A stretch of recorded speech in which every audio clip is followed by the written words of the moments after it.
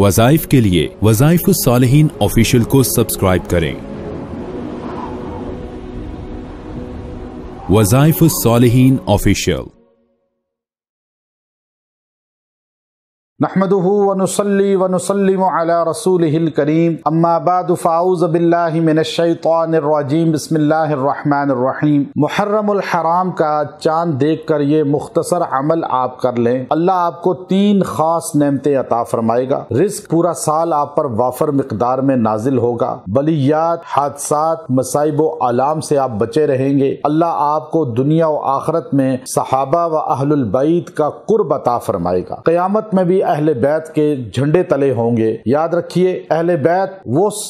گروہ ہے صحابہ کرام میں جو خاص الخاص ہے، نبی صلی اللہ علیہ وسلم کے گھرانہ ہے، آپ کا خاندان ہے، اور آپ کی ازواج ہیں، آپ کی بنات ہیں، آپ کے بیٹے ہیں، اور آپ کے نواسے نواسیاں ہیں۔ اور اہل بیت سے محبت ایمان کی کسوٹی ہے۔ اب چاند دیکھتے ہی آپ یہ آیت کریمہ پڑھیں گے اور اس ترتیب سے پڑھیں گے، آپ کے قلب کے اندر جہاں صحابہ و اہل البیت کی محبت مزید مضبوط ہوگی، وہاں اہل بیت سے محبت کا آپ اظہار کریں گے، کیونکہ صحابہ اہل بیت ہماری 2 آنکھوں کے نور ہیں، ایک آنکھ صحابہ ہے اور ایک آنکھ اہل بیت ہے۔ اگر یہ دونوں نور قائم ہے تو آپ صحیح ہیں، اگر ایک نور میں کمی آ گئی تو آپ جس طرح بٹک سکتے ہیں، آنکھیں نہ ہو بٹک جاتا ہے انسان، اسی طرح اگر صحابہ و اہل البیت میں سے کسی ایک سے بھی بغض رکھے گا یا محبت کم کرے گا تو وہ بٹک جائے گا دنیا کے اندھیروں میں اور گمراہ ہو جائے گا اور ہدایت سے دور چلا جائے گا۔ سرکار دو عالم صلی اللہ علیہ وسلم پر قرآن حکیم کی آیت نازل ہوئی اور آپ صلی اللہ علیہ وسلم سے صحابہ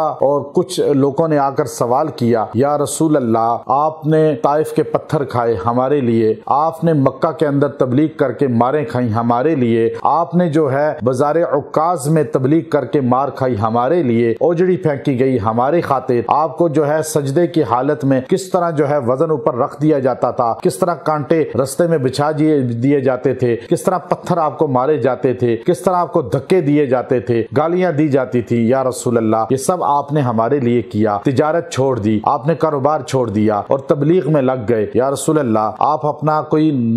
ہم سے وظیفہ متعین کر لیں، ہم آپ کا ہر مہینے اتنا وظیفہ دے دیا کریں، آپ کی ضروریات پوری ہو جائیں، آپ کے گھرانے کی ضروریات پوری ہو جائیں۔ تو آپ علیہ السلام پر اللہ کا قرآن اترا اور اللہ نے فرمایا، قل لا اسألکم علیہ اجرا، آپ میرے پیغمبر ان لوگوں سے کہہ دو، قیامت کی صبح تک ہر انسان سے کہہ دو کہ میرے نبی نے جتنی قربانیاں دیں، تکالیف کاٹیں، وہ تم سے کوئی صلہ نہیں چاہتا، کوئی معاوضہ نہیں چاہتا، مگر وہ چاہتا یہ ہے تم دولت نہ دو، تم کوئی چیز نہ دو، مگر ایک چیز کا تقاضا ہے قیامت کی صبح تک ہر مسلمان سے، الا المودۃ فی القربى، مگر میرے اہل بیت کی محبت اپنے قلب میں پیدا رکھنا، میرے گھرانے سے محبت کرنا، میرے خاندان سے محبت کرنا، میری بیویوں سے، میری بیٹیوں سے، میرے نواسے نواسیوں سے عقیدت رکھنا۔ اگر تم چاہتے ہو نبی کی قربانیوں کا صلہ دو، صلہ دے تو نہیں سکتے لیکن اس کا حق ادا کرنا چاہتے ہو تو تم حضور کے اہل بیت کی محبت اپنے دل میں رکھ کر اپنی زبانوں سے اہل بیت کی شان کو بیان کرنا۔ اب یاد رکھیے گا، جو چاند دیکھتے ہی، یہ آیت کریمہ سورہ شورى میں ہے اور سورہ شورى کے اندر موجود ہے، آپ اس کو اتنا ہی پڑھیں، قل